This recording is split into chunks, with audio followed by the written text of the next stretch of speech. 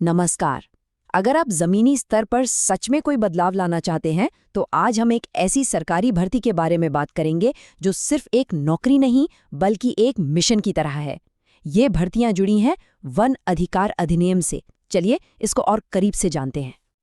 देखिए, ये एक ऐसा मौका है जिसमें सीधे उन समुदायों के साथ काम करने को मिलेगा जिनकी आवाज अक्सर हम तक पहुंच ही नहीं पाती। इसका सीधा सा मकसद है वन अधिकार अधिनियम को सिर्फ कागजों तक सीमित ना रखकर उसे हकीकत में बदलना, ताकि आदिवासी समुदायों को वो हक मिल सकें जो उनके हैं। तो आज हम इस पूरी जानकारी को 5 हिस्सों में समझेंगे। सबसे पहले जानेंगे कि ये मौका आखिर है क्या, फिर देखेंगे कि कौन कौन से पद हैं, उनके लिए क्या योग्यता चाहिए, सैलरी क्या होगी और आखिर में अप्लाई कैसे करना है। तो चलिए सबसे पहले ये समझते हैं कि इन नौकरियों की जरूरत ही क्यों पड़ी, और इसकी जड़ें जुड़ी हैं साल 2006 में बने वन अधिकार अधिनियम से। देखिए, ये कोई मामूली कानून नहीं है। इससे सदियों से चले आ रहे एक ऐतिहासिक अन्याय को सुधारने के लिए बनाया गया था। इसका मकसद था कि जो समुदाय पीढ़ियों से जंगलों में रह रहे हैं उन्हें उनकी ही जमीन पर मालिकाना हक मिले। और ये जो भर्तियां निकली हैं वो इसी बड़े लक्ष्य को पूरा करने की एक बहुत ही जरूरी कड़ी है। चलिए अब सीधे बात करते हैं उन खास रोल्स की जिनके लिए आवेदन मांगे गए हैं। इसमें 2 मेन पोजीशंस हैं और हाँ, ये दोनों ही कॉन्ट्रैक्ट पर आधारित हैं। यहाँ इन दोनों भूमिकाओं में फ़र्क समझना बहुत ज़रूरी है। जो कोऑर्डिनेटर का रोल है वो एक लीडर की तरह है, जो टीमों को गाइड करेगा, ट्रेनिंग देगा। वहीं जो एमआई असिस्टेंट है वो एक तरह से तकनीकी रीढ़ की हड्डी है, जो सारा डेटा संभालेगा। मतलब एक रणनीति बनाएगा तो दूसरा उस रणनीति को ज़मीन पर उतारने के लिए ज़रूरी डेटा को मैनेज करेगा। तो देखा जाए तो दोनों एक दूसरे के बिना अधूरे हैं। चलिए अब ये देख लेते हैं कि इन नौकरियों के लिए अप्लाई करने के वास्ते क्या-क्या योग्यताएं और तजुर्बा होना जरूरी है।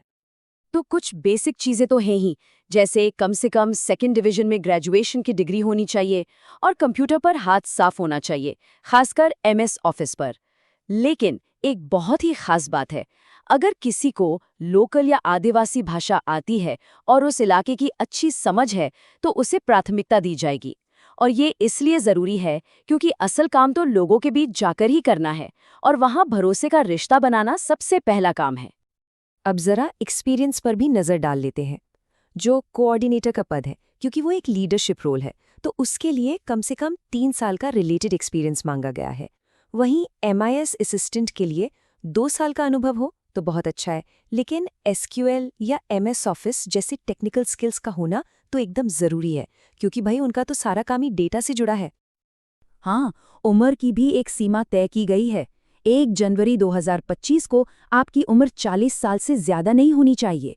जाहिर है इन भूमिकाओं में काफ़ी एक्टिव रहना पड़ेगा और फील्ड में काम करना होगा, तो ये भी एक वजह हो सकती है।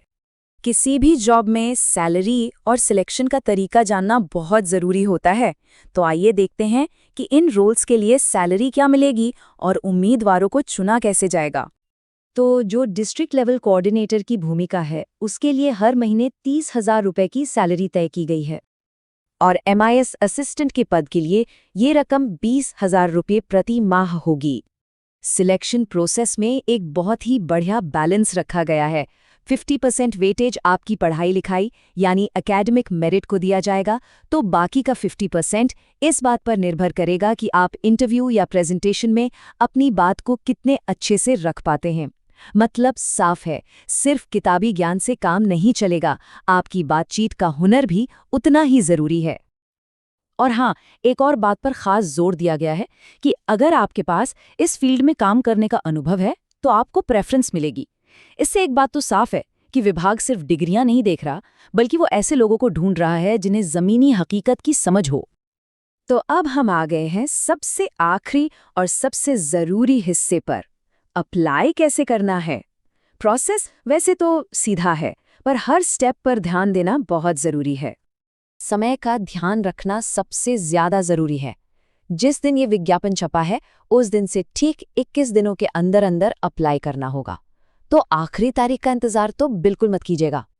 एप्लीकेशन प्रोसेस के ये 4 स्टेप्स हैं और इनमें से एक भी भूलना नहीं है।